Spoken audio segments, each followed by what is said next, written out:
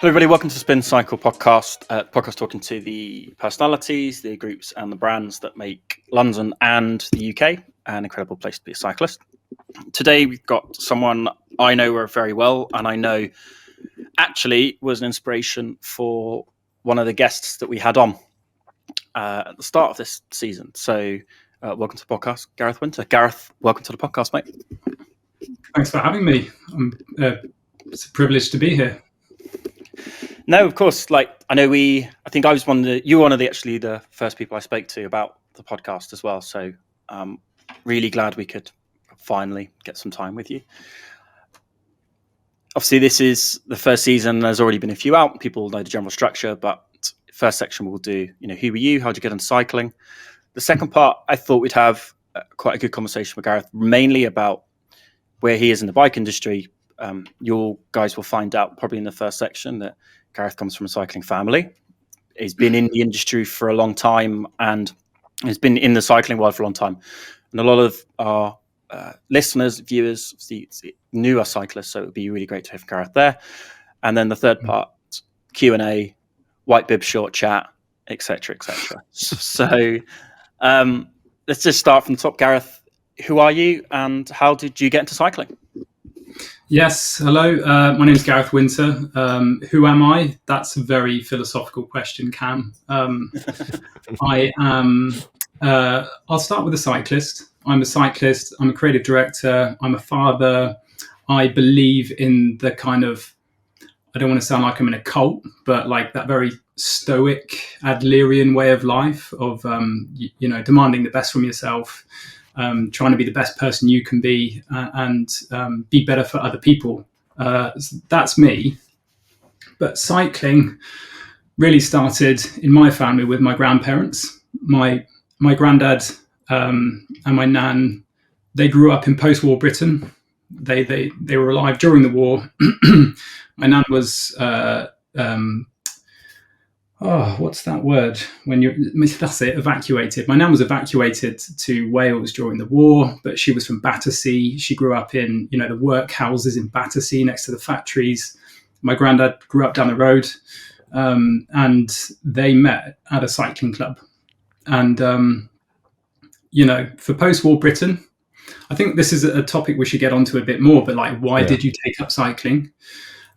Why did my grandparents take up cycling? Post-war Britain was pretty depressing, and cycling for young people of Britain was an escape from their shitty lives, from the poverty caused by the war, by the loss of family members.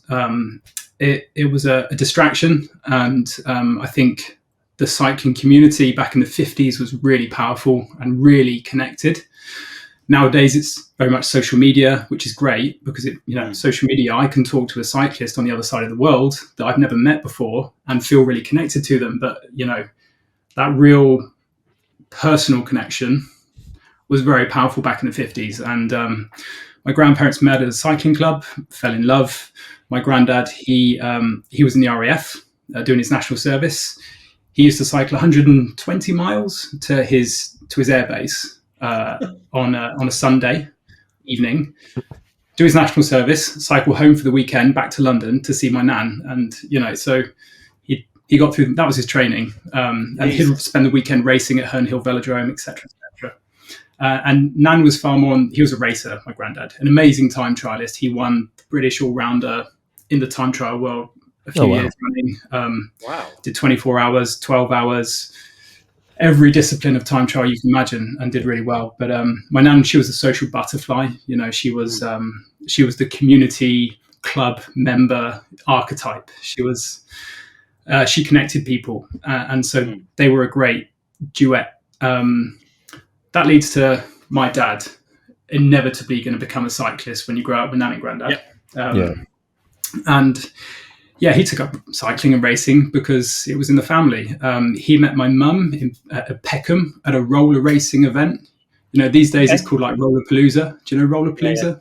Oh yeah. The 70s equivalent of Rollerpalooza in Peckham, which is probably pretty. imagine some sweaty scout hut in Peckham full of sweat next to some rollers. Romantic setting to find your future love. So my mum, she picked up cycling, I think, to escape quite an abusive household.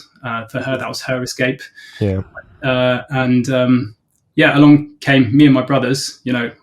Strangely, my brothers don't touch bikes.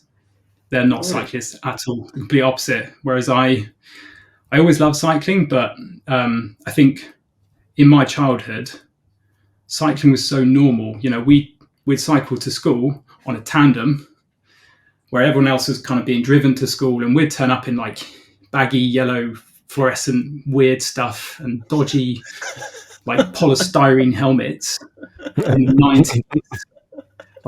I'll send you some pictures. It's just the most awful cycling lycra you've ever seen in your life. It's disgusting. It's a real niche back in the 90s, 80s and 90s, road cycling. And I think we were just the weirdos of the village. People looked at us like, what the fuck are you? So I've been a cyclist all my life.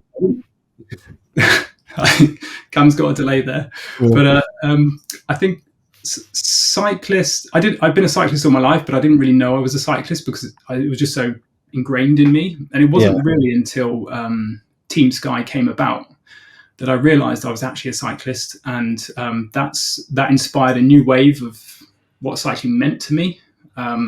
So I started my career at Sky News.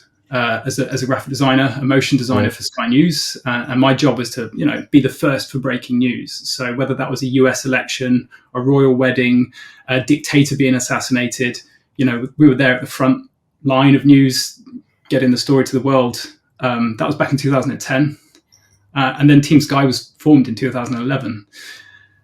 Sky is such a football world, and I think Sky were looking for people that understood cycling. Of course, I put my hand up, and being in the right place at the right time really changed my career, really changed my life. Gave me the opportunity to work directly with Team Sky, British Cycling, Team Wiggins, and all of the cycling heroes from Great Britain. It's an incredible kind of start to the rest of my life. And although I kind of always considered myself a sort of cyclist, working with Team Sky and working with my heroes, like that turned me into a leg shaving, power meter riding, aerodynamic cycling mammal. I think there's a few people in my life that have really inspired me to completely transform the way that I see the world and the way that I act and the way that I conduct myself. And number one is Brad Wiggins. I think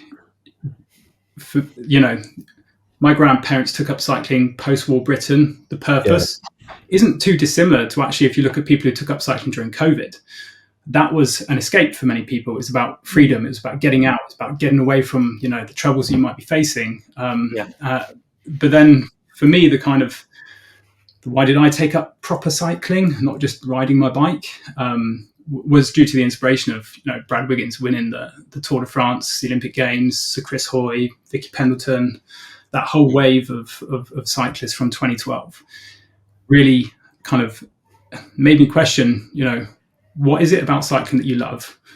And for me, it's about training. It's about pushing myself. And I was witnessing firsthand these incredible athletes achieving, winning the greatest races in the world. And that just inspired me to look inward and say, well, what can you do? You're never going to be Brad Wiggins.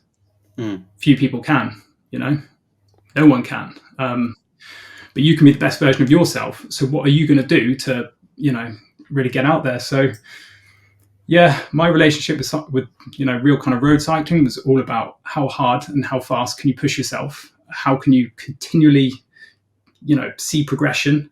How can you set goals, reach them, achieve them? And of course, I think that makes me a little bit robotic and a little bit kind of performance obsessed, when so many people are far more about, the great outdoors, the adventure, roll for the soul. Basically, the spirit of gravel and how everyone's all like, it's all about the vibe. If I turned up to gravel, I'd just fucking kill that vibe, I'm like, I'm like a vibe killer. I'm like, I just, I like to, I think for me to what keeps my kind of mind healthy is seeing myself get better at something and seeing myself progress. And so for me, it's all about just gaining that feeling that you're working towards something and that you're pushing yourself. That's who I am as a cyclist. Do you know what? Like, one of the things you said about you being specific into cycling, about pushing yourself, it's actually why I don't run, because I think that when you're cycling, you can either be when you're running, you're either running or you're not. You're either walking or running. There's nothing in between.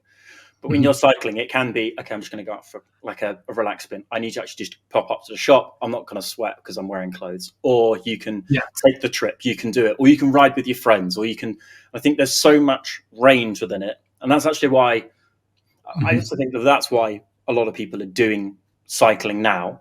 Don't get me wrong, run clubs are big, but it's not the same thing. You either are running or you're walking. The difference between jogging and sprinting, I don't think it's actually that high. Not like cycling, right? Yeah, it's interesting. I mean, at Team Sky, we had two objectives: win the greatest bike races in the world and inspire the next generation of cyclists. It's called inspiration to participation. And so I might sit here and say, for me, it's like put the power meter on, go out, beast yourself. But actually, there's many sides to my cycling relationship. One day I might go past with my modern road bike, legs shaved, aero kit, power meter, head down.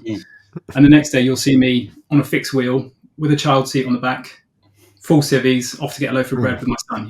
It's the thing. There's all this talk over the last decade of how do we turn Britain into a cycling nation, and the answer isn't everyone get carbon fiber road bikes and shave your legs. Choose cycling to commute, to meet some friends, to train, to stay healthy, to race. You've got to embrace every avenue of cycling and promote it. I think during the lockdowns, cycling became so many things to so many people.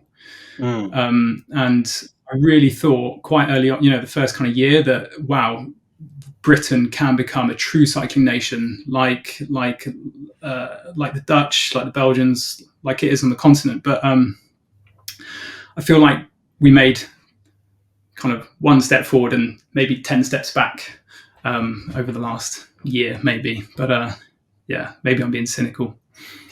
I think it depends where you live in the world. In Britain, and I think I find when I go back to my parents' house in Hampshire, there's like bike paths aren't really existent. It might be like a line for like 100 yards on like a road, but then when you're in London, you kind of see more segregation, and especially in like East London, Walthamstow, where it's like mini Holland up there, which one of my cousins used to moan about, because it was like, people can't drive their cars, and I was trying to make the point of that's the whole point of this, is they don't want people to drive their cars, they want you to like get out, ride your bike on these bike paths. But then it's sort of, if everyone did that, then there's no bike parking as well, is what I found. Is like the infrastructure's like half there. And it kind of can't be half of, if you try to please everyone, you end up pleasing no one. I think that's typical of our governments, our infrastructure. It doesn't really please anyone. Everyone's pissed off. But cycling in London, like I know you guys are all about London cycling. Cycling in London is unique. It's one of the best places to be a cyclist. If you look at like Strava heat maps, you just see a hotbed of London. Yeah. On any given day, you see people on Bromptons, Dutch bikes, road bikes, tandems, mountain bike, like cyclocross. It's and you kind of, why is that? And lots of it is very practical. It's just about commuting. It's just about getting fresh air. And some of that is like the pressures of living in London and the stress caused by London. People need an outlet. People like me, want to go out and let some steam off. And, that's why places like Richmond Park, Regent's Park, being in the Surrey Hills, Kent, etc., are so important to Londoners, because, we need that ability to go and just let out the stress of living in London, Yeah, Regent's Park is quite, a key thing to that. Even if you're not, what I find quite nice, more in the summer than winter, is when I cycle in as a commute, do like a lap at least of Regent's and then go into work rather than go like straight there. Because it's kind of the calming effect of just being in Regent's. There are cars there and like lots of people slamming it, but it's kind of like a nice start to the day. It's a bit calmer. Especially, I guess, remembering back when you had to get on the tube 5 days a week and it was like a scrum and you're like super close to everyone. So like just the benefits of just commuting in, and even back, commuting every day is so much better than getting on the tube and even like a bus. It's just a good way to start your day. I'm such a morning person. I'm in that 5 a.m. club. I'm in the 4 a.m. club. It's like if you go out early, you extend your commute to work, or you train on your turbo before work, go to the gym before work, whatever you do, no one can take that away from you. If you choose to train, work out, ride your bike midday or after work, there are so many opportunities for someone to intervene. You could be at work and someone say, new project, deadlines yesterday. Yeah. You've just lost your lunch break, you've lost your gym, you've lost your workout, or you've got to work late because you haven't finished these tasks, or this person fucked this up. You're not going home tonight. You've lost your kind of ride time. So for me, it's that morning ritual is just, no one can take that away from you. You go out in London between 4 a.m. and 8 a.m. You've got the city to yourself, wherever you are in the city, and it's just you feel like, I don't know, like you own the place. It's brilliant. You just kind of, it's like everyone's asleep apart from you. And, you see other cyclists doing the same thing you are. They get a nod. Of course they do. Because, you're in that little secret club that no one knows about. It's brilliant. Yeah, it's very tranquil in the morning as well. Quite nice. Yeah, when, in the summer, if it's like 4:30 in the morning, anywhere in London with a sunrise, you're just kind of like, wow, this city is incredible. The skyline, the cityscape. If you're, I've left London now. I'm outside the M25 now, but I lived in West London for 12 years, and I always commuted through Richmond Park, and there's just this view of London, and you're just like, you've got to pinch yourself. Even though I've lived in London for a good chunk of my life, I still feel like I'm a tourist there. It's like you don't belong there because it's such an incredible place. Well, look, with that, maybe we head to a break and Gareth talk about the rest of his life.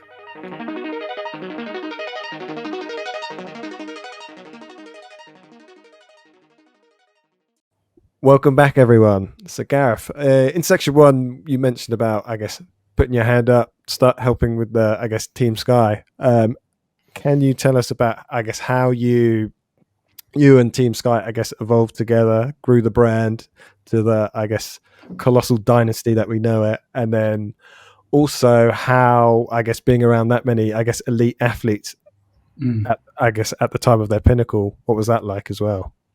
Yeah, I think looking back at when I'm 85 years old, fingers crossed I'll make it that far, and I look back on my life, like that decade for me is going to be a real highlight of, if I died today, that would be the thing that I guess I'd remember and want to be remembered for, is being a part of the biggest movement in British cycling ever. You had the when you look back at the history of British cycling, you had the trailblazers that went over to Europe and paved the way for Team Sky to be successful. People like Sean Yates, Tom Simpson, of course, like the OG, Chris Boardman. Each member, each generation was paving the way for the next generation to come through, and that accumulated to Team Sky and British cycling being what it became. I'm talking past tense. I think British cycling is still very powerful, and the Ineos Grenadiers are still, of course, at the top of their game. But that decade was where it all happened, and it was for me.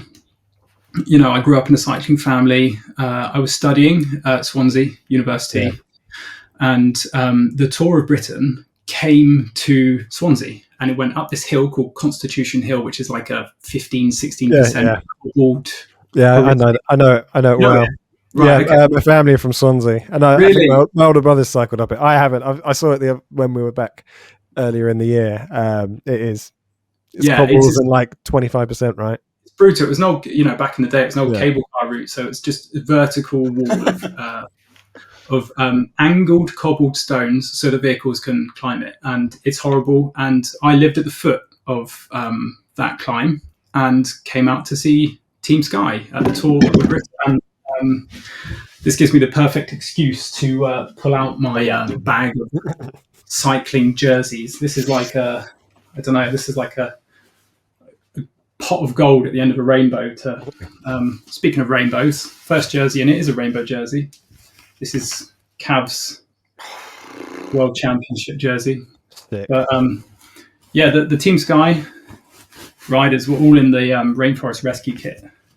This green kit that was kind of a short period kit.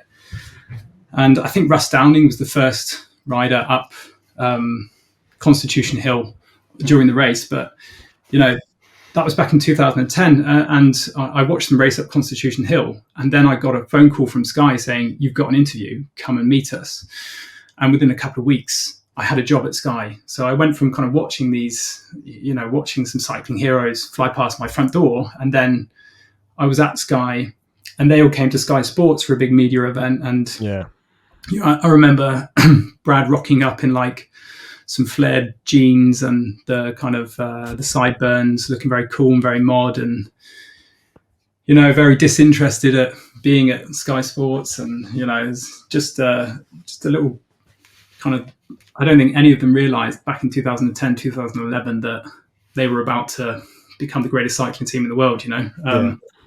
And I think in terms of getting to work with Team Sky, it was I almost can't, it's almost like such a blur because everything happened so quickly. And, I'm so kind of starstruck that I think maybe I should actually take some time to step back and go through loads of old photos and reflect on kind of what happened and how it happened. But the thing that just rings true for me all the time is getting to see and meet and work with, have conversations with, and ride with like your cycling heroes, be that Brad Wiggins, Geraint Thomas, Peter Kenau, Ian Stannard, it's and Froome, of course. Just they inspired me beyond belief. I don't think I've ever ridden a bike as much as I did when I worked with the team, with British Cycling, Team Sky. I was much younger back then, no responsibilities, had all the free time in the world. I just spent my entire life on a bike, and they just inspired me. If I went on a photo shoot, I went to like amazing places like Monaco, Nice to shoot and film with the guys, Mallorca training camps. Whenever I got home, I just was so like a coiled spring wanting to ride my bike and just replicate what I'd just seen and how the pros do it. And it was really just challenging myself to, okay, I've seen what they're capable of. I've seen the way that they act, the way they conduct themselves, the way that they eat, the way that they fuel, the way that they rest, the way they recover. All of these things I was learning firsthand. And it wasn't just the riders, it was the staff. Like being around Sir Dave Brailsford, Fran Miller, had a really direct effect on me in terms of, they introduced to me the kind of the chimp paradox and how to look for, continuous improvement and marginal gains in everything that you do. And, once you kind of, it's like being in the Matrix. Once you understand, practices like the chimp paradox, the way that you're in control of your emotions and how you're not in control with the uncontrollables. And it's how you respond to uncontrollable things that kind of gives you the ability to look for an opportunity in a problem rather than just fixating on a problem. These kind of things, I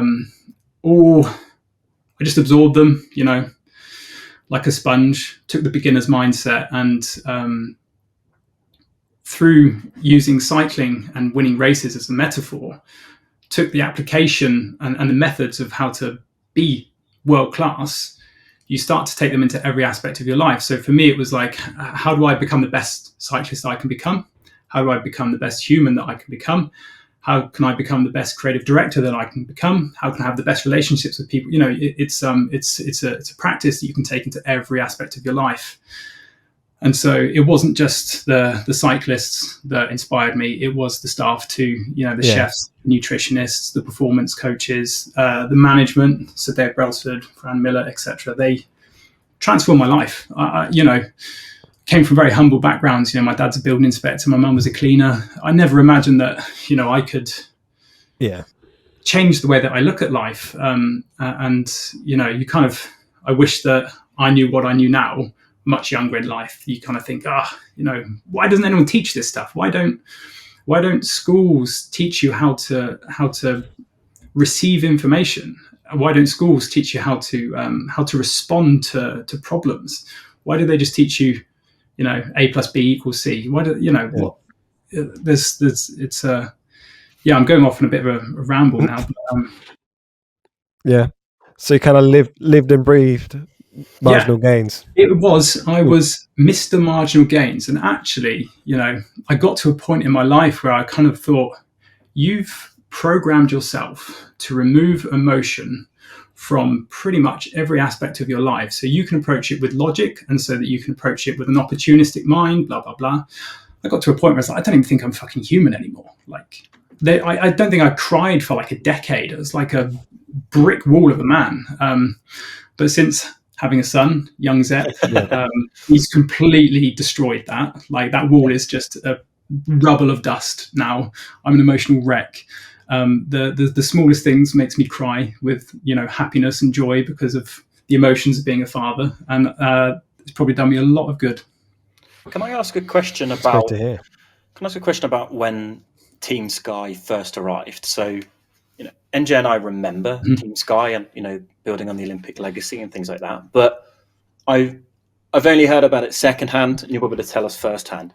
When they arrived with a proper coach and they had chef support and they brought their own mattresses and pillows, and they did it. What's now regular then was completely off the books. What was that like going to, I don't know, Paris-Roubaix, where everyone was still on 20 mil tubulars and would just eat steak for breakfast the morning of? What was it like when Sky arrived and it was completely different? How did it kind of impact the guys? Yeah, I think the only person I really spoke to about this kind of stuff is Brad. Brad was like, I was the first person to wear a skin suit to a road race and got a lot of stick for it. But they didn't care, because if you care about other people's opinions, then you're gonna change the way that you act, and so they really just didn't care what other people thought of them, because they knew that they were trailblazers. They were transforming and changing the sport. So anyone else's opinion of them was just irrelevant, And I think Dave Brailsford helped them, coach them to understand that just don't look at competition, look at yourself, look internally. What can I do? How do I improve myself? If you look at your competition, you're looking in the wrong direction. I think they got a lot of stick, but I don't think they cared, because the success and the results spoke for themselves. And everyone does it in the peloton now.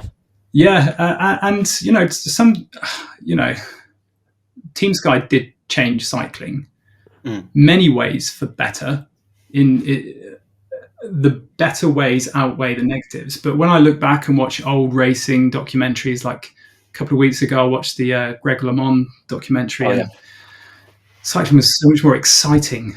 Watching that old footage, it feels like so much more emotional. It feels raw. There's like stories, there's characters, there's heroes, there's villains. It's like a circus, and now it's a sport. Yeah. When you, I guess, were at Sky, did you ever cycle with any of the riders at all? Yeah, so I've spent a lot of saddle time with Brad, and that has most people, when they find out that I've met Brad, worked with Brad, ridden with Brad, friends with Brad, like, what's it like to ride with Brad? And if I didn't have my mindset of how do you look for opportunities, how do you see the best in things, I could very easily get very downbeat about my cycling abilities, because I've ridden with Brad. Like, he hadn't ridden a bike in like a year. He's like, oh, maybe been on my watt bike a few times, but I've mostly been, working out, running, jogging, training, boxing. And then he gets on a bike, and then he just looks like he is a part of that machine. And like, his pedal rotation, his position, his cadence, the way he handles a bike, the way he corners. I'm just sitting there thinking, fucking hell, I train like 15 hours a week. And I have done for like 15 years, consistently for 15 years, much longer just riding. And I look maybe 1% as good as you. And you've just fucked off for a year and jumped back on. But to me, what that demonstrates is the commitment that Brad put into cycling from a very young age, a very early age, to be able for a bike to be part of his body, to be second nature. It's just a small window into the dedication that he applied. You read stories about Brad and how if he was going to a race, he'd ride to the race, do the race, ride home from the race to get extra miles in, to hone his craft. He was a perfectionist and an absolute kind of ruthless with his kind of continuous, relentless self-learning. He was dedicated to being the best he could be. And he jumps on a bike, looks incredible. And I could easily think to myself, fucking hell, Gareth, you're useless, you're shit. You put in this much time, effort, dedication, passion, and you could never achieve that. But you look at the positives of that, I just see it as inspiration. It's like, fucking hell, what can I do differently? What can I do to even remotely get close to the way that you complete a pedal rotation or whatever it is, I once heard a story that when him and Kath were still together, she dropped him off at the airport when the year he won the Tour, and she opened the boot and he just walked into the airport and he's like, I don't want to even do the minimal strain of getting my suitcase out the back of the car. I just need to be floating around. I don't want to check in. I don't want to do anything. I want to sit in my seat, arrive.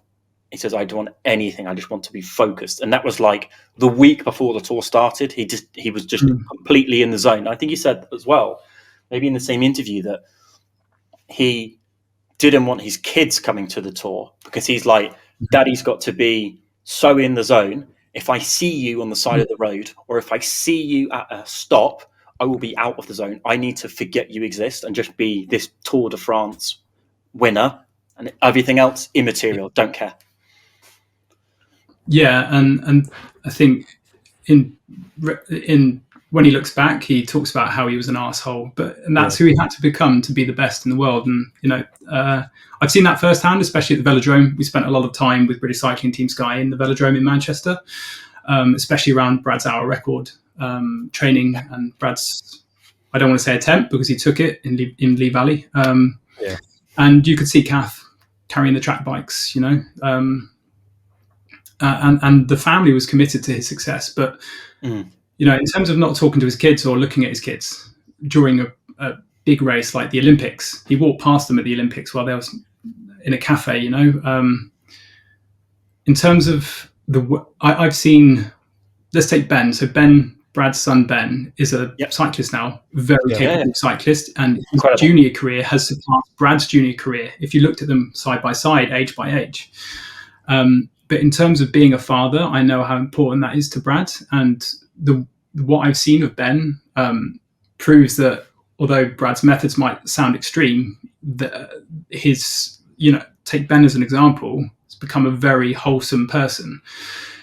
In 2016, Brad's final Tour of Britain, the final stage in London, the Team Wiggins got absolutely swamped by fans. Hang on, I get the old Team Wiggins jersey out here.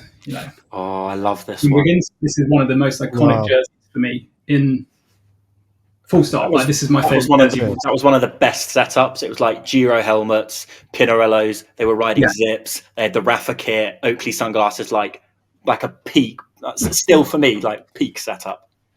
Everything locked in. Yeah, pure class.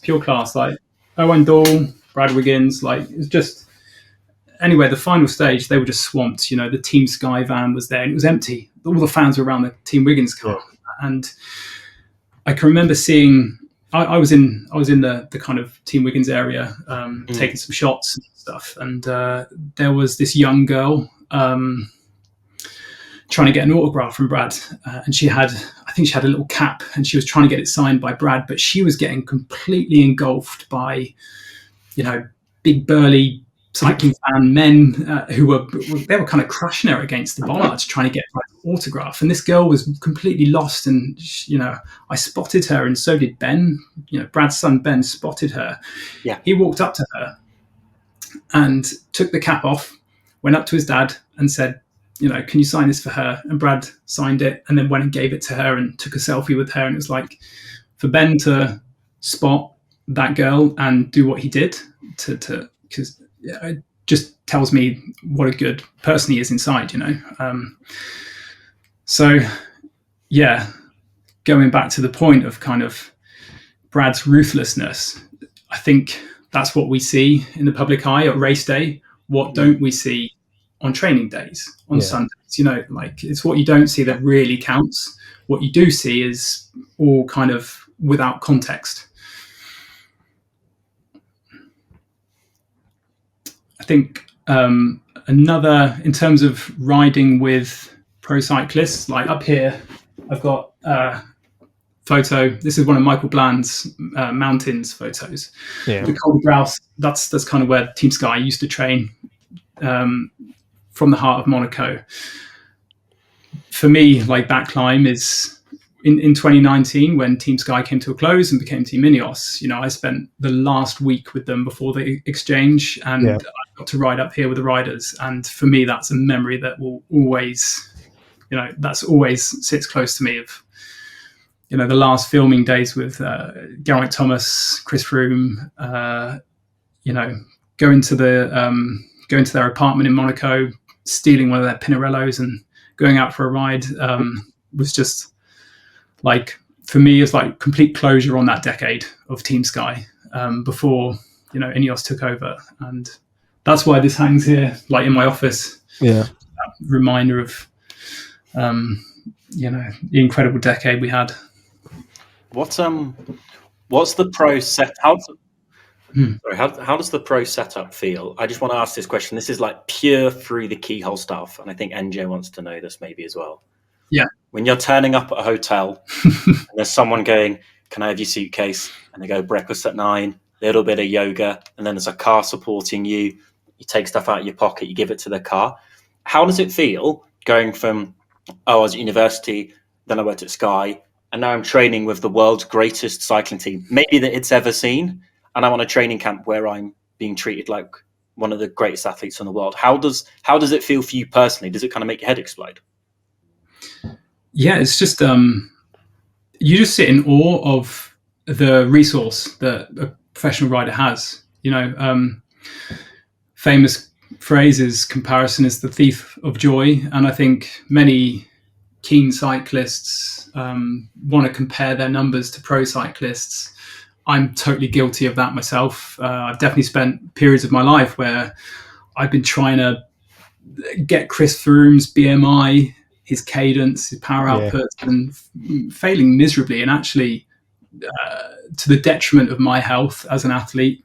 I've taken it to extremes to try and achieve what they are capable of. And the reason why someone with a full-time job, a family, etc., can't achieve those numbers, you just don't have that infrastructure. You don't have that attention to detail. Every bike ride you went on had a team of mechanics, performance staff, all of your needs taken care of in the back of a vehicle. When you get back, massage, etc. That's how you become the best in the world. It's everyone says it's a full-time job. It's more than a full-time job being an athlete. It's a lifestyle. You can't turn it off. You can't have bad days. You can't, you have to be completely, I don't want to sound too negative, but it is like Immersed. institutionalized. You have to be institutionalized by the system to be the best in the world. And I think if you've got a good network and a good system in place, like Team Sky and current cycling teams, that's great.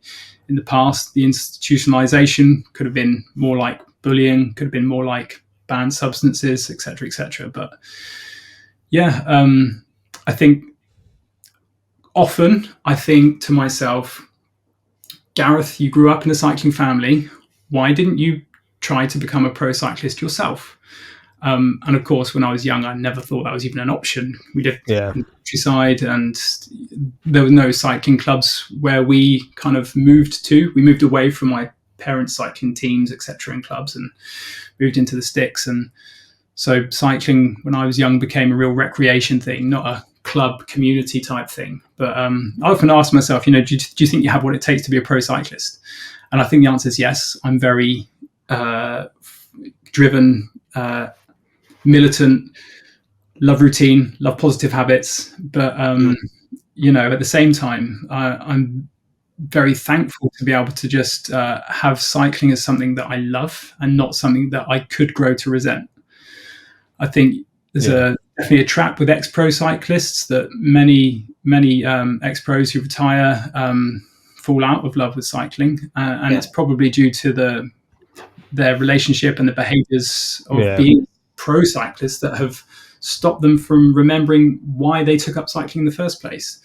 And in terms of, yes, I worked with Team Sky for close to a decade, and I've also, during that period, not worked with Team Sky. Yeah. And I've worked at Sky in completely unrelated subjects like corporate communications, boxing, football, rugby, Sky News, etc. And I think, there's definitely some, there's been times when my profession has not involved cycling, and that has had a very positive that has improved my relationship with cycling, because it's not my day job, because it's my thing that I can do by myself in the morning with my friends on the weekends. And it's really nice to do a day job that you're passionate about, and you commit yourself, you apply yourself, and then you go home and forget about it until the next day. Whereas when you're working in your passion, your profession, and your profession are connected, you can drive yourself a bit mad, I think. Yeah, there are probably lots of people listening to this podcast thinking, I wish I worked in the cycling industry. It's amazing. But, think about the benefits of not working in the cycling industry. You will love the sport even more. I've learned that from experience. Yeah, I totally agree. Yeah, I guess me and Cam don't work in the cycling industry. So we have that kind of nice balance of we can just switch it off. Whereas I guess if you're always in it, you can never switch it off. I guess moving on from Team Sky, what are you doing these days, Gareth? Mostly these days I ride indoors. Because life is very busy. When you have kids, you have less time. So it's about how do you use your time that you do have effectively. And for me, in the weekday, that means get on the turbo for an hour and a half. You're doing 3 hours worth of training on the road, kind of. So about ramping up the intensity. And, I know you guys wanted to talk about my Sa Calobra escapades last year. Should we talk about that? Yes.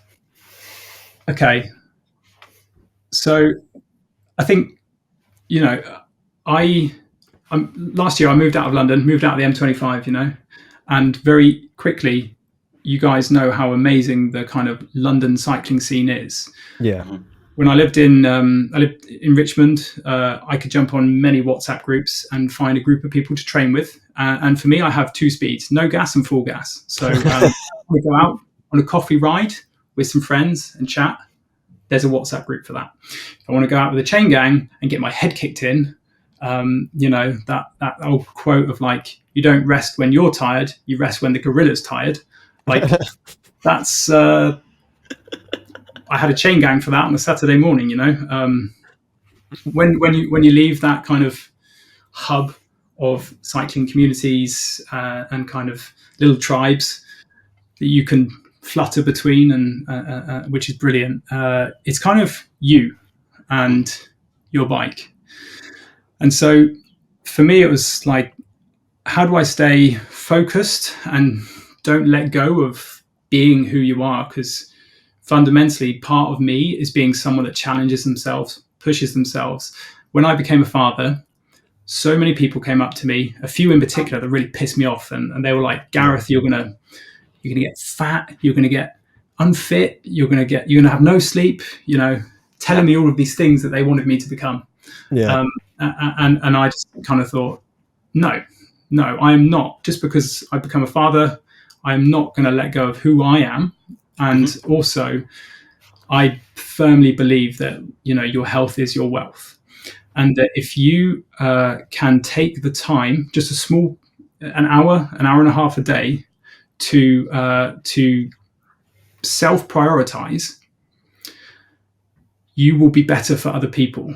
So if you didn't have time where you can self-prioritize on any given day or week, you're going to burn out. And when you're burnt out, how are you going to be present and be your best self for other people? In my world, that's my son and my partner. How am I going to be the best version of me for them? If I wasn't training, if I wasn't cycling, if I wasn't working out, I would probably become an arsehole. It wouldn't be me, I'd turn into someone else. So I kind of took that challenge of, Gareth, you're a dad now, join the club. You can give up on all of that cycling stuff and just watch TV and whatever, I'm just generalizing here, but it's kind of like, no, I'm going to prove to you that, just because you become a parent, it doesn't mean you have to let go of who you are. And also, the power of self-prioritization means that you are a better person for the people who need you. And I believe this wholeheartedly, and I think I can prove it too. I just wanted to set myself a goal that is obtainable for me and kept my mind sharp. And every time you clip into a turbo, you'll go into war with yourself. Yes, you've got this voice in the back of your head saying, you've got this voice in the back of your head saying, you didn't sleep, you're tired, this is going to hurt, blah, blah, blah.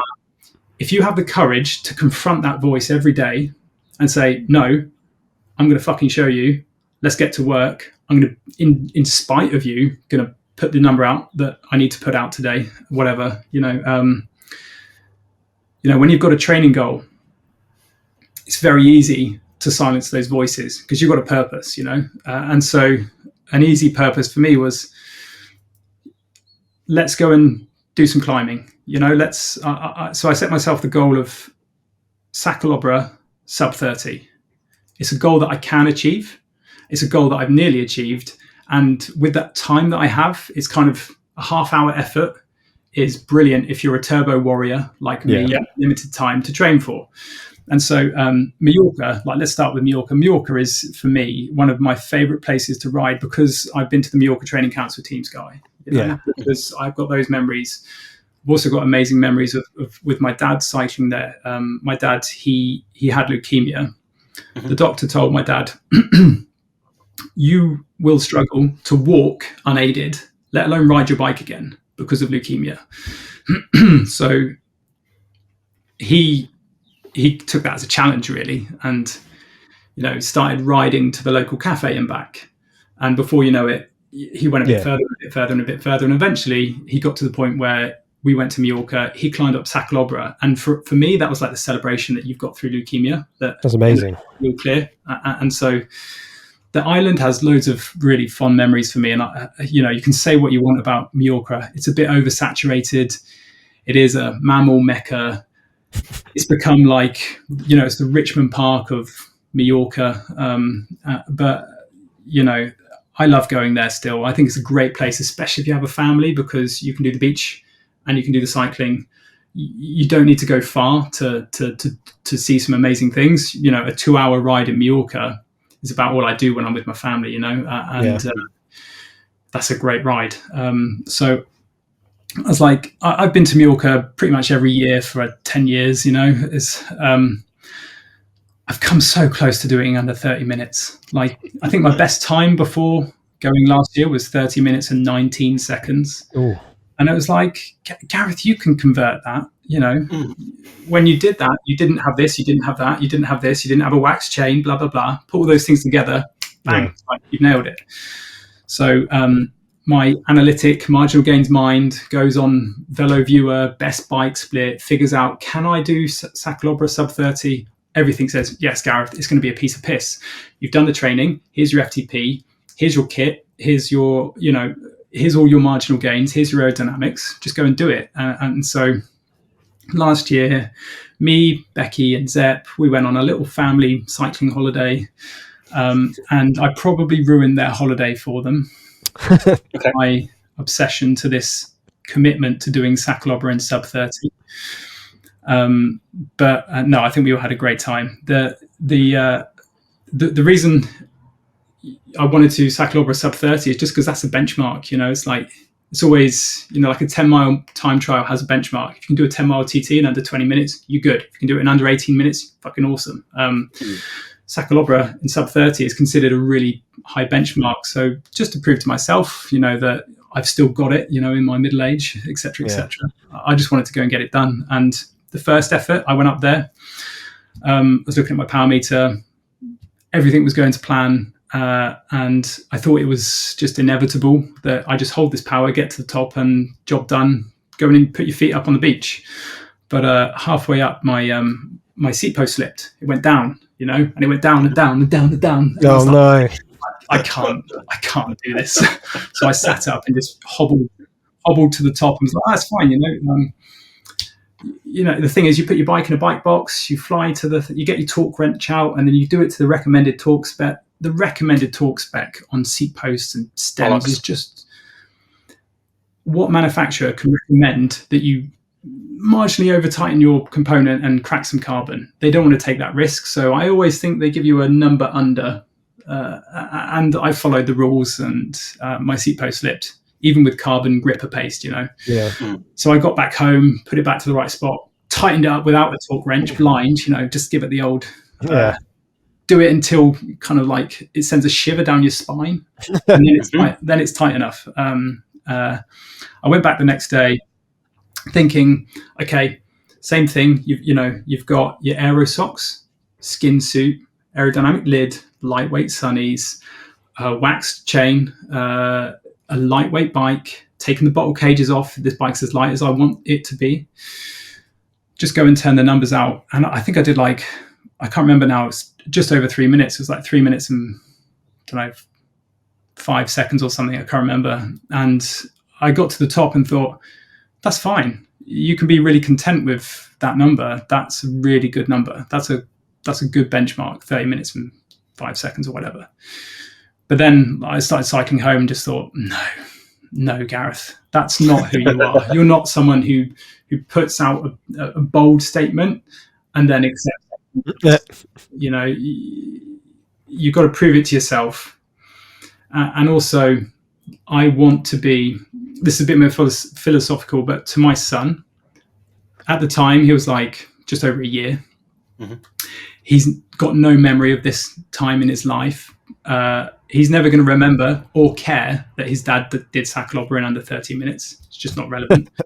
But what I wanted to do is set a standard for myself that I hold myself accountable to, so that I can be a positive role model for him. I want to show him that if you work hard at something, which I did, I trained for it, prepared for it, dialed everything in.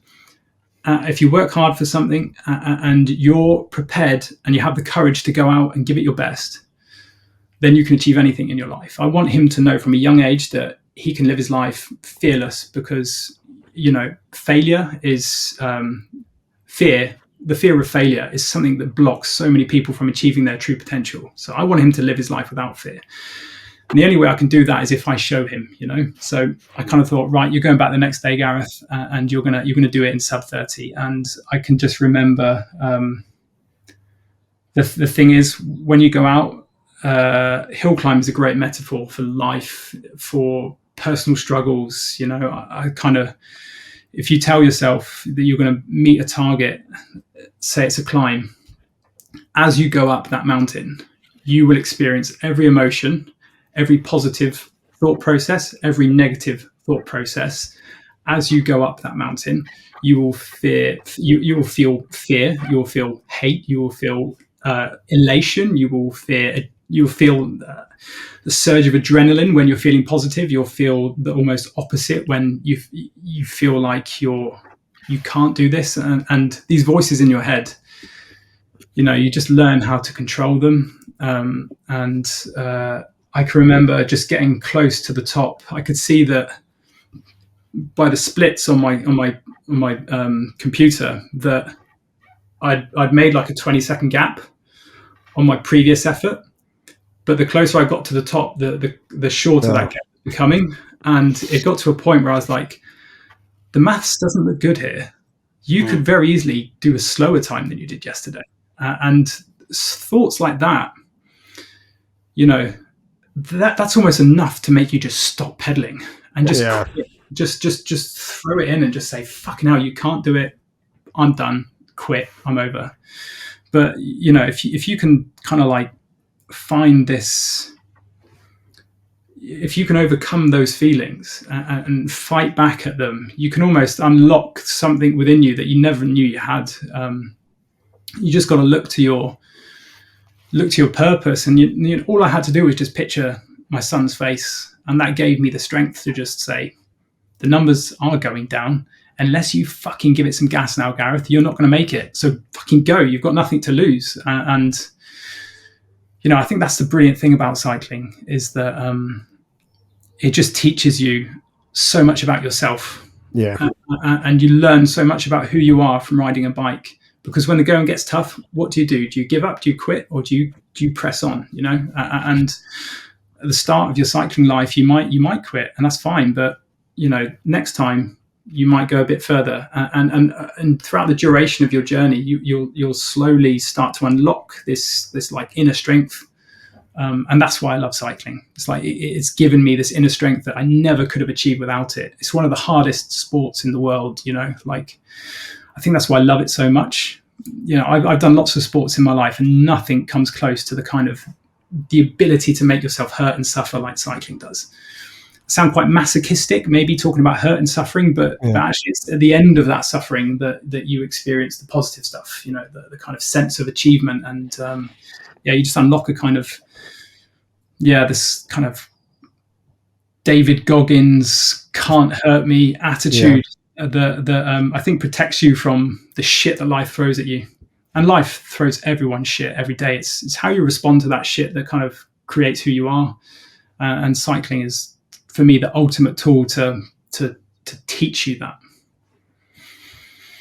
That's really inspiring. What was your final time? It was like 29:53.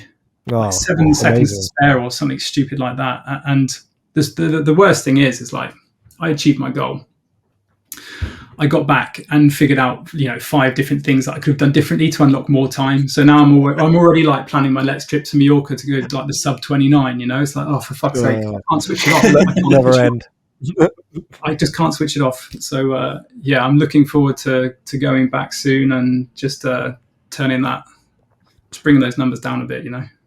So Gareth, you've obviously told us that you come from a cycling family. You've been cycling for a long time. You've seen what cycling looks like at the kind of the very pinnacle of it being an incredibly elite way of life and how it's affected yourself. But we've seen lots of change even within the past 5 years of bikes. Everyone's now gone disc. Group sets are mostly all electric, and bikes now cost the same as what a small hatchback does secondhand, let's be honest. So would you give us maybe your perspective on where you see the industry changing and maybe what's happening in the future for the bike industry as someone who's worked in it as well?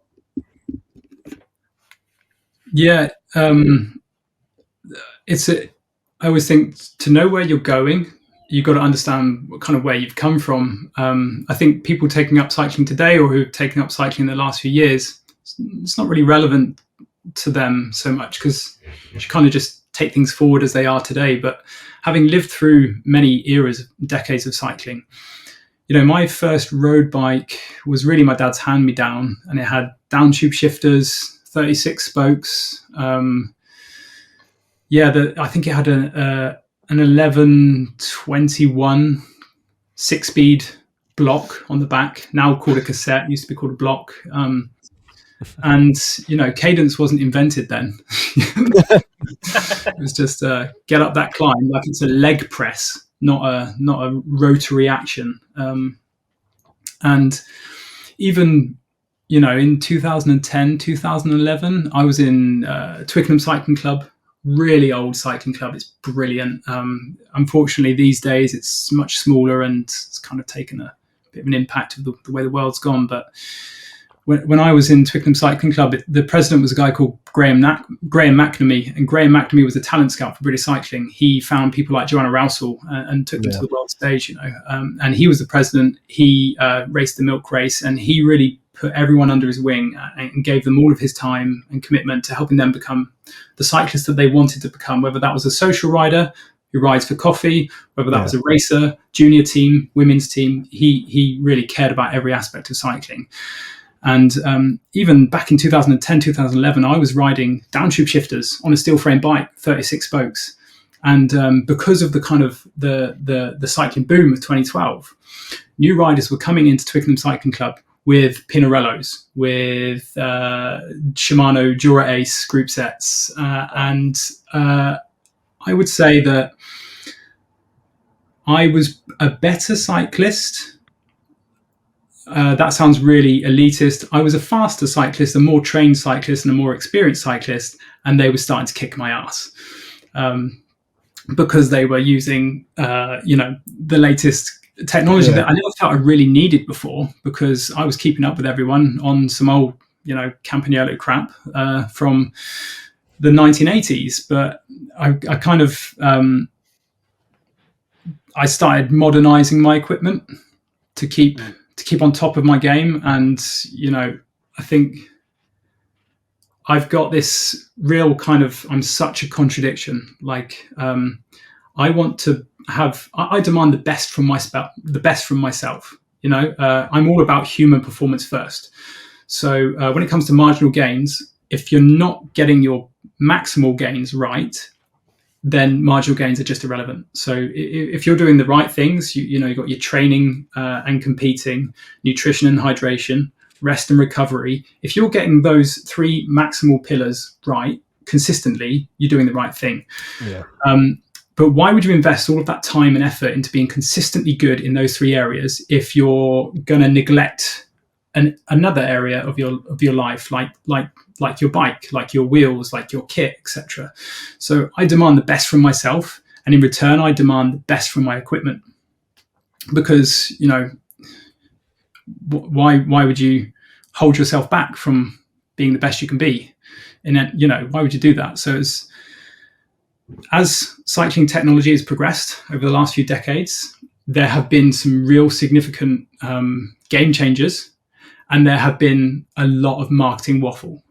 And the motivations behind marketing waffle are to sell to customers who already have this component, this thing, but they haven't bought from you in a while.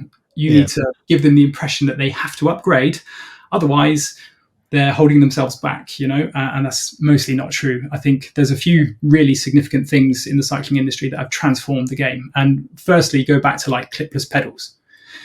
Clipless pedals, Greg LeMond famously kind of was the trailblazer of clipless pedals. Everyone today is using SBDs, Speedplay, etc., because you can complete a full pedal stroke.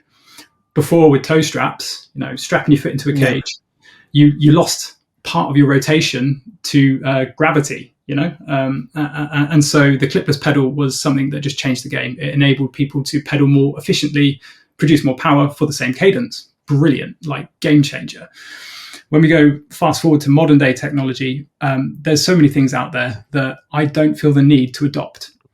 So if you look at my bike, for me, it's my dream bike. It's perfection. But there are things that I'm not doing that everyone else in the world is doing. For example, I might be known as the kind of save the rim brake guy. But, I will put it out there first. I have got absolutely nothing against disc brakes. They are superior to rim brakes in just about every aspect of cycling, apart from weight. They weigh a little bit more than than calipers, rim brakes. Why don't I have them?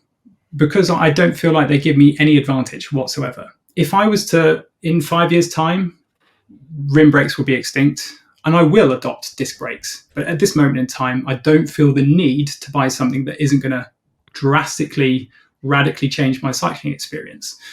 And you know, there's kind of, if you look at my bike, there's kind of lots of classicness to it. And for me, that's about telling, you know, it's like, if you like music, you'll go around with a t-shirt on with like Led Zeppelin on the front because you want to tell the world that you listen to Led Zeppelin. Yep. Or, you know, you dress a certain way to tell the world who you are. And it's the same with a bike. A bike is a reflection of who you are and where you've been. So with my bike, I want to maintain a slightly classic aesthetic to tell people that I've been doing this a while. And it's also, for me, it's like a nod to the past. It's like a memory of how cycling used to be and the pictures that I grew up looking at with my granddad and all that kind of stuff. You know, like if every time I look at my bike and I see like classic leather bar tape wrapped around the bars, it reminds me of my granddad's bike. When I was a kid looking at his bikes hanging in his garage, I used to stare at those things like Campagnolo chain rings, just spinning them round and round in circles. They're like, it's just bike porn, you know? It's like classic touches like that are just a part of me, and my memories are sewn into them. The way that I wrap my bar tape is unique to an old friend of mine who passed away, who taught me how to wrap bar tape. And so it's, you know, there's a lot of me woven into it. But at the same time, I don't want my bike to be slow. Leather bar tape weighs a lot, you know, like you're going up a mountain and you're like, fucking hell, my bar tape weighs more than most people's saddles. But in terms of, going back to your question, Cam, of where's the cycling industry going? I think for me, there are, you know, how do I start this? I don't want to kind of like villainize anything, but I think the cycling industry right now is under a lot of pressure. I think the demand and the surplus that was created during the kind of pandemic to now seeing a massive reduction of need for sales. The bike industry is under a lot of pressure. You know, pretty much every bike brand out there, cycling brand, sport brand, is Wiggles closed down. Everyone's reporting on lack of sales. Giant has seen, you know, massive decrease. Shimano, everyone's kind of on a race to the bottom. So that means, well, how do we sell to people? And I think we're innovating for the sake of innovating versus actually changing the game. And so recent things that I think have changed the game are chain waxing. Like chain waxing, some people might see that as like, oh my God, you need a whole laboratory in your kitchen to wax a chain, blah, blah, blah. Get 5 watts of extra speed, you know, like what's the fucking point? But you know, actually, like beyond the 5 watt performance improvement, a wax chain. So I use Silka chain treatments, and Silka have shown that if you use their hot melt wax and their drip wax on top, it can increase the life of your drivetrain 10 times. Almost, how much money are you saving if a chain lasts you 10 times longer? How much is it? Like, if you look at my bike, I use Campagnolo. I use Campagnolo 11 speed, which for me is the best group set in the world. Like it's that balance between, it's got aesthetic, it looks great, and it really performs. Say what you will about Campagnolo's current offerings and place in the market. But basically, you know, this group set that I love is extinct. If you go on eBay to find a Campagnolo Super Record 11-speed cassette, you're going to lose 500 quid. Yeah. So if I can make my cassette last me 10 times longer, that's basically 10 years, you know? Like, wow, that's incredible. And that's due to chain waxing. So it keeps your hands clean. You know, if you do drop a chain, I rarely drop a chain ever, but if you drop a chain, you're not going to get muddy hands, you know, or woolly hands. It's going to make your drivetrain last 10 times longer. And it gives you a performance, you know, benefit of improved wattage or transmission, energy transmission through your chain. So for me, modern day technology, chain waxing is brilliant. Then you move into kind of the territories of, you know, cockpits that are non-standard, people like Trek making very odd-shaped bikes and incompatible seat posts, etc., etc. I'm just kind of like, this is all noise. We don't need these things. What we do need are really good quality bikes that are durable, and they're going to last the user like at least 5 years. We need quality bearings that are going to roll forever, things that are strong, durable, finding the balance between lightweight and performance. Like, what do people need? Serve those things versus what people don't need. People don't need mechanical headaches, and every time something goes wrong with their bike, they have to take it to a specialist mechanic who's got a specialist tool to fix a integrated headset that has integrated things and this. Like, I'm a firm believer of simple is better in every aspect of your life. If you can take something very complex, simplify it, and use it every day, and it lasts and it's durable, then that's a sustainable way of life. That's a stress-free way of life. Like, for me, cycling is getting very complicated, and we just don't need that. We just need to be able to enjoy every ride. With all of that in mind, maybe we head to a break.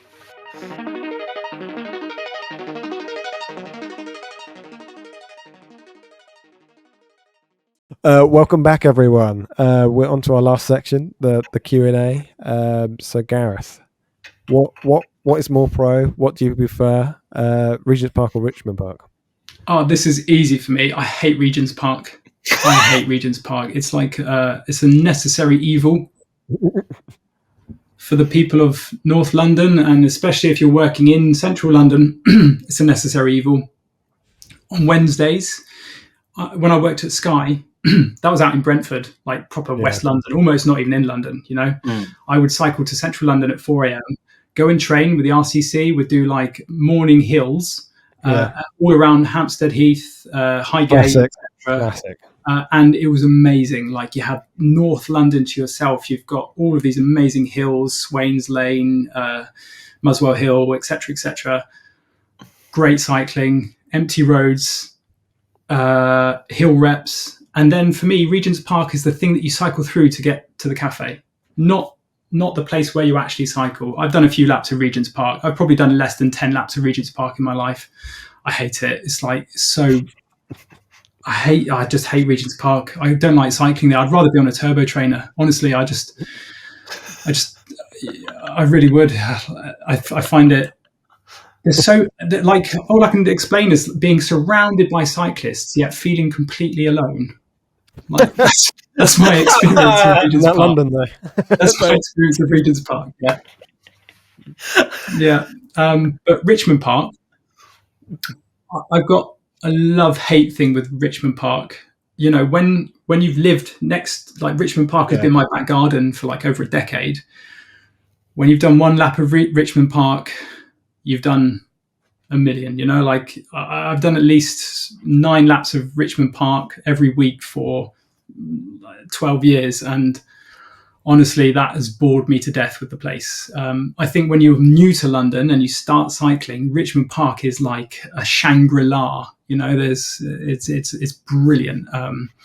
But I'm an old soldier. I'm a bit cynical now. I've done far too many laps that, to me, it's all the same. Like, honestly, I'd rather ride my turbo trainer than ride around Richmond Park. Like, if you're a West Londoner, get out in the Surrey Hills. Oh my goodness! Like, let's say you do 4 laps of Richmond Park. How many hours is that going to take? Is it an hour and a half, 2 hours, whatever? Yeah. I don't know. Just spend 2 hours in the Surrey Hills. The only argument to choose a park over the Surrey Hills or Kent or wherever you live in London, the only argument is if you get a puncture or a severe mechanical, you can still get to work on time, or you can still get home easily, versus being stranded somewhere in Surrey or Kent, miles away from your place of work or your house, and you're fucked. Which I've nearly been on a few occasions. I remember once, I love riding fixed gear, especially in the winter. I ride fixed gear all the time because you only have a chain to clean, and it's brilliant. It's like old school training as well, and I'm from that old school generation. But I can remember before work trying to squeeze in 100k up early, somewhere out in not too far from where you live, actually, Cam, like in that direction towards Woking. I got a puncture. Fine, okay, let's go and fix it. Reach into my back pocket. I forgot to take my track nut spanner, because on a fixed wheel you use a 15mm spanner to take your track nuts off. I was like, oh my god, I didn't take my track nut. I haven't got my spanner. I can't take my front wheel off to fix it. What the fuck am I going to do? It's like, I'm in the middle of nowhere. There's nothing here. So I ended up breaking into some fucking shed in someone's house, hoping that they had some tools in their shed. Like, this is like what? 5:30 in the morning, like breaking into a shed. Oh my god! And luckily, like inside the shed, there was a little toolbox. Like, I didn't want to knock on the door and wake them up. I was very, polite about my break. But, and I put everything back and cleaned it. It's fine. But like, if I was in Richmond Park, I could have just walked home, like, so there's that. That's the only benefit to cycling in Richmond Park or Regent's Park, is that there's society around you. Yeah. You've sent Cam to another level. His stomach hurts. Yeah, we've all been there, kind of. Definitely haven't broken into someone's house yet. I don't condone my behaviour, but needs must. Yeah. I think this.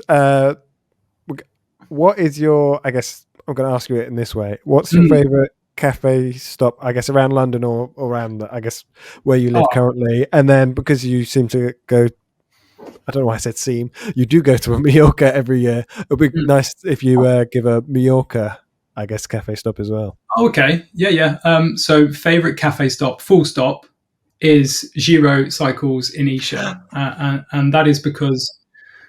Oh. Hi, Jordan. Looking forward to having you on the podcast. I hope you're watching, Jordan. That would be great. So, Giro Cycles in Isha. Jordan, co-founder, owner of Giro. Honestly, one of the most incredible human beings I've had the pleasure to meet. And he is genuine, authentic, kind, open, honest, and he's built the most amazing community of people through his cafe, Giro in Isha. He's just built this amazing community of people that support each other in the best possible ways. And apart from all that loveliness, like, the coffee's just great. Like, Jordan uses workshop coffee beans. I love workshop coffee. The filter coffee is amazing. The espresso is great. Like, it's just a nice place to have coffee. You can guarantee a good cup of coffee, great pastries, and you will always see a friendly face, someone there. And it's just, a great place to be. In Mallorca, okay, you want to talk coffee, just coffee? Yeah. Like, I'll be frank, Spanish coffee in general just tastes like fag ash. Oh. It's just burnt with like long life milk. So if you go to any cafe in Mallorca and you ask for like a cortado, you'll get some fag ash espresso with some long life milk, and it's disgusting. Yeah. So I'm just generalizing. It's the same in the UK. If I was a tourist coming to London and I went to Costa, I'd think the exact same thing. So, just generally, coffee's pretty poor in Mallorca. But there is a place in Poyensa, the old town, called La Mar Dolca, and their coffee is good. So if you're in the north of the island, La Mar Dolca in the old town of Poyensa, amazing coffee. If you're in the south of the island, the only reliable good cup of coffee is probably Rafa. Go to Rafa. Okay. You can guarantee, like, I'm not sure what they're serving at the moment, but they usually use Colonna coffee. They're a roastery in Bristol area. That's really good. Amazing.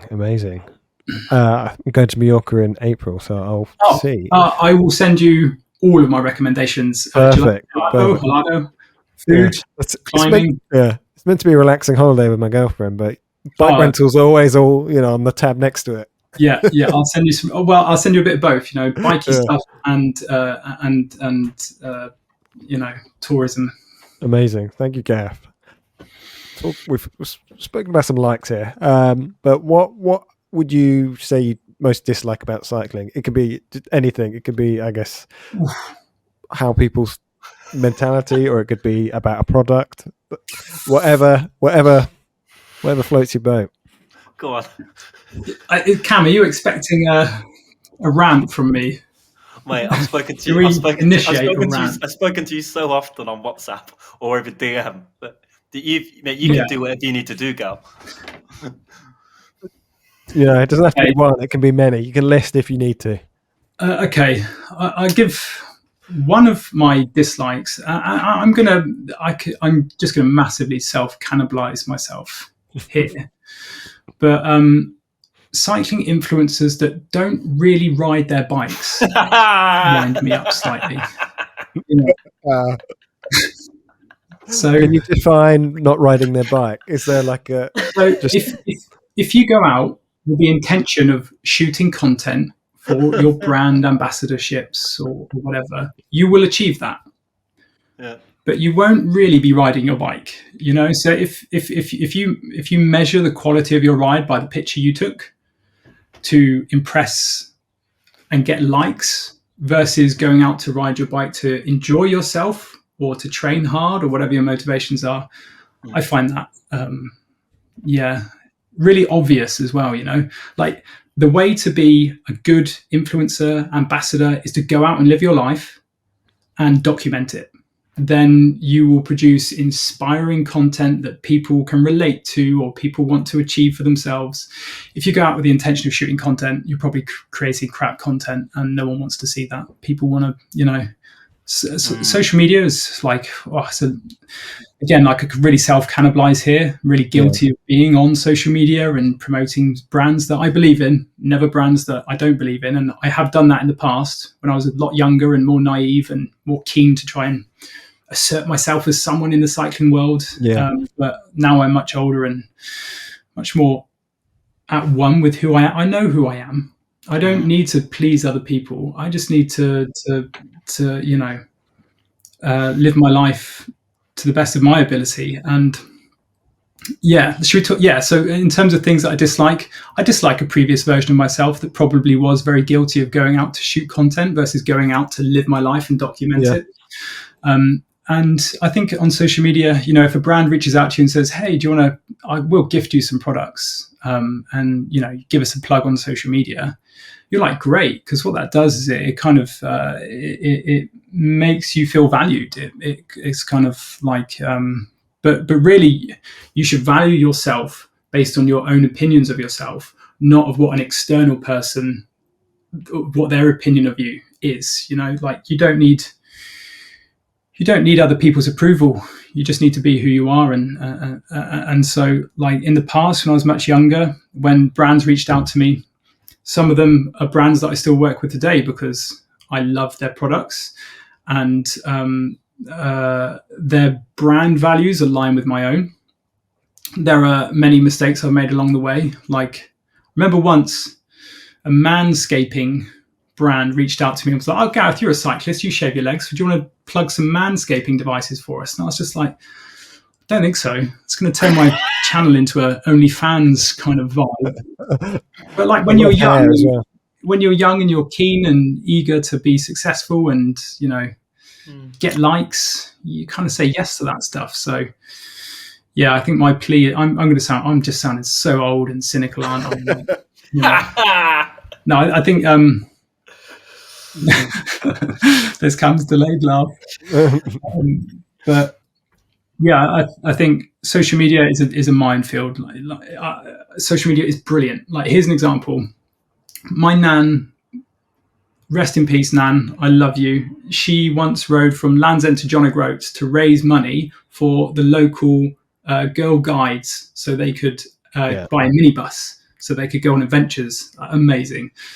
She wrote letters to people across the country from all the cycling clubs along the country that they'd met through racing, through Wales and up north. And she wrote to her friends, and they all came out on the roadside to support her, give her a little musette bag of food to help her cycle. Oh, that's amazing.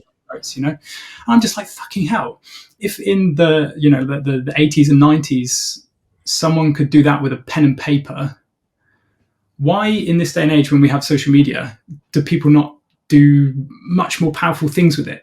Like, how are we using social media to change the world and to connect with each other versus just using it as like a source of fake news and advertising? It's there's my miserable old man rant about influencing and social media. Well, it could continue on because we move on to white bib propaganda. All right, let's do it. Where do you stand on white bibs? Is Cam going to be ecstatic with your answer, or are you going to smash his heart into 1,000 pieces? I'm going to smash Cam's heart into 1,000 pieces. I'm going to start with this analogy of have you ever ridden behind someone who's wearing regular bib shorts, but they've worn out and you can see their arse crack because their shorts are so old and worn out that the lycra's gone really thin? Like, white bib shorts do that from day one.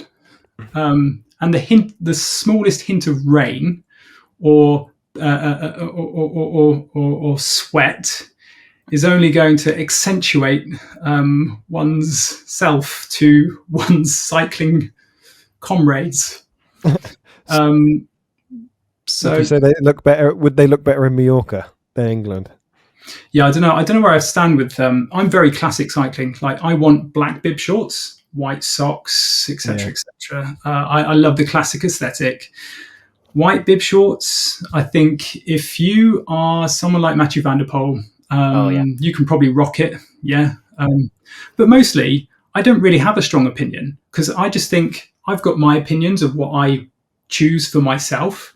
What other people choose for their bodies is just, it doesn't affect me. It's not relevant to me. People can identify however they choose. And I don't have a strong opinion about how people choose to dress. So, Cam, you do you. Rock it. It's great. Crack on.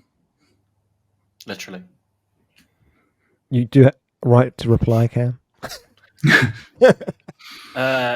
I would like to reply.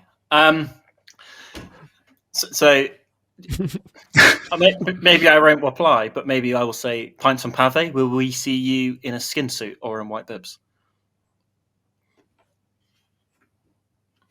A skin suit. Okay. If you were provided with white shorts, would you ever wear them, or would they just be there? Personally, if I had a choice, I would pick the black ones. If someone gifted me the white ones, I'd say no, thank you.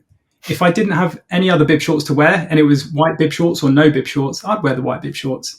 Maybe I'm going to just backtrack on myself there. Like, so it's a maybe. yeah. I mean, I'm pretty open-minded. Try anything once, Like, I really try not to have opinions of anything. Like, just go in with an open mind. I'm stepping back from this whole conversation, starting from the beginning. White bib shorts, try it. You might find that certain weather conditions hold you back from looking your best self, but you do you. Yeah, I'd have a go. Yeah. So the idea, I know. Yeah, I feel very self-conscious. The idea that we're doing is that we're going to be contacting one of the potentially leading skin suit companies in the UK that now have a former British TT champion as their ambassador, and as part of the pending website thing is that we will not be doing jerseys, but we will only be doing skin suits. Fantastic. Sustainability. Yeah. Where in my mind it's more sustainable. I'm a big fan of skin suits. Like full white skin suits, white bibs, white onesies.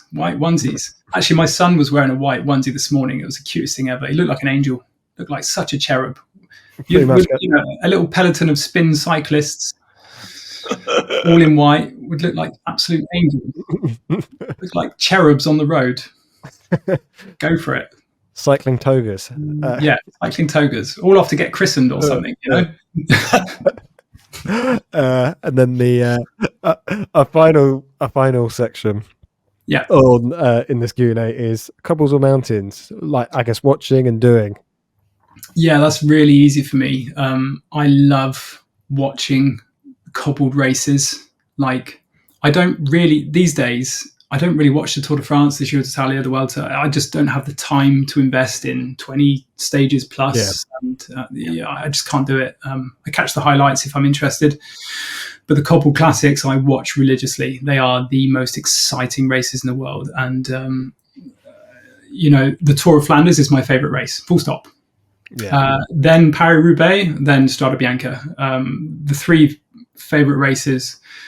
The World Championships are usually great as well. But I used to be, I've been many different versions of a cyclist. And I've been a 95 kilogram sprinter, believe it or not. I've been a 58 kilogram climber. Now I'm a 70 kilogram all-rounder that has a tendency to be a good climber. So more of a puncher on within the context of my abilities. I'm a puncher within my pay grade, you know. So previously, there's nothing I've loved more than doing the Tour of Flanders Sportive or just a parcours with my friends, and really being like a bit of a cobble specialist. But as I got lighter, cobbles became a lot more painful, and I was much less effective on them. So as a spectator, the cobbled races, the best in the world. As a cyclist, for me, it's mountains. Like my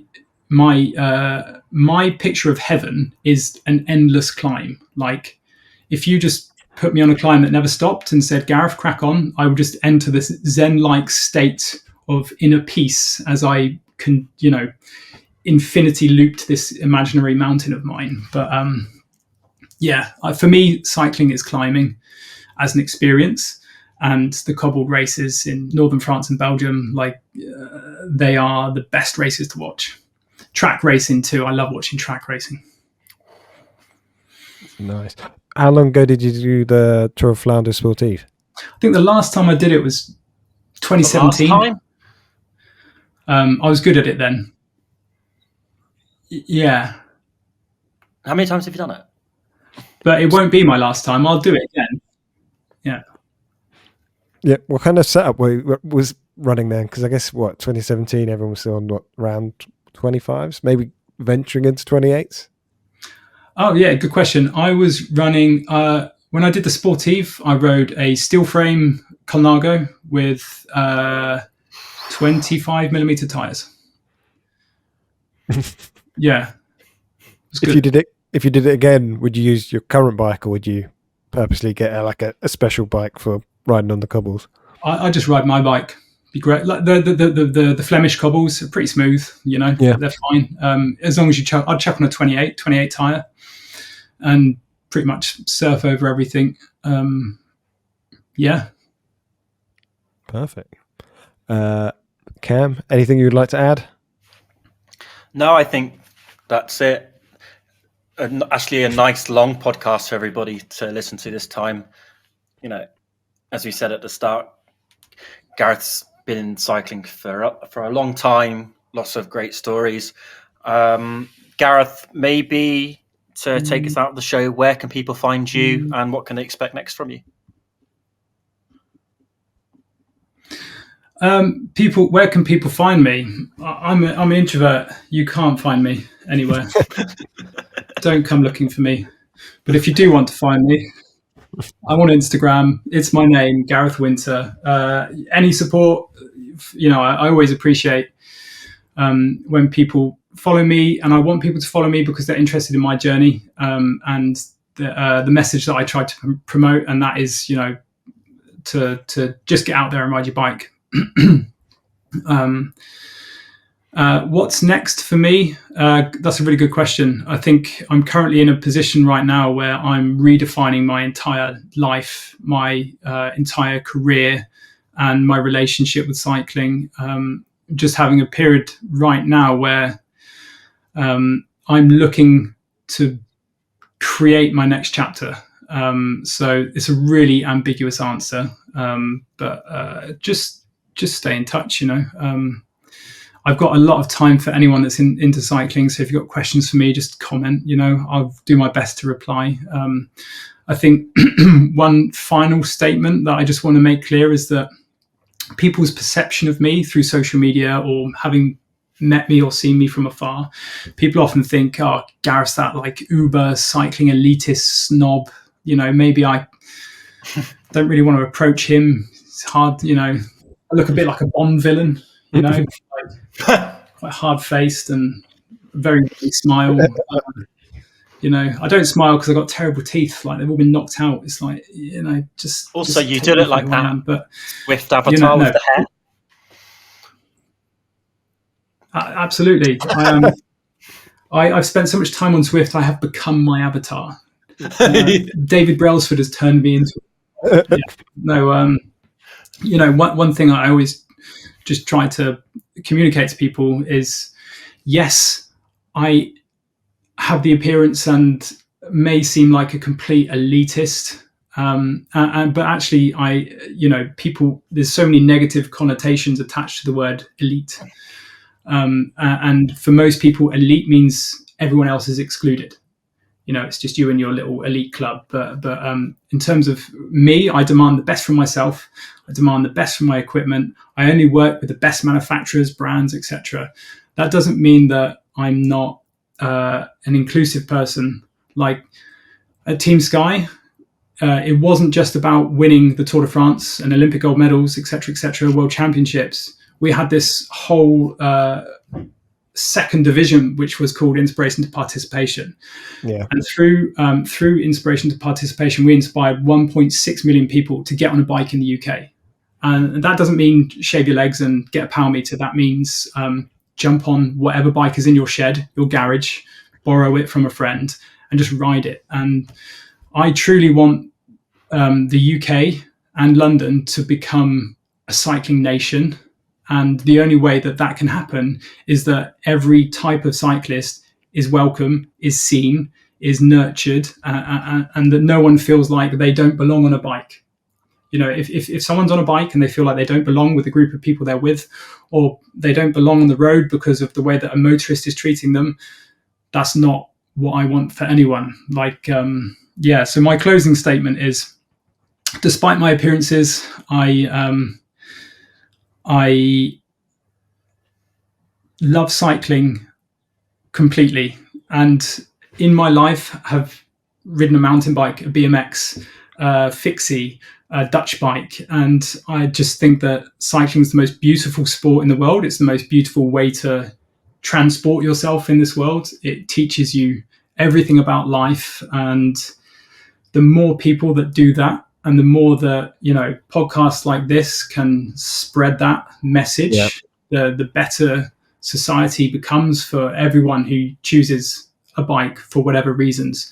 For some people, a bike is a necessity. It's their way to travel to their place of work, or their way to see people that they need, family that they need to see. For other people, it's a complete recreation. Like for me, it's just a sport. It's like beyond that, it's a way of life. And so, cycling has given me everything.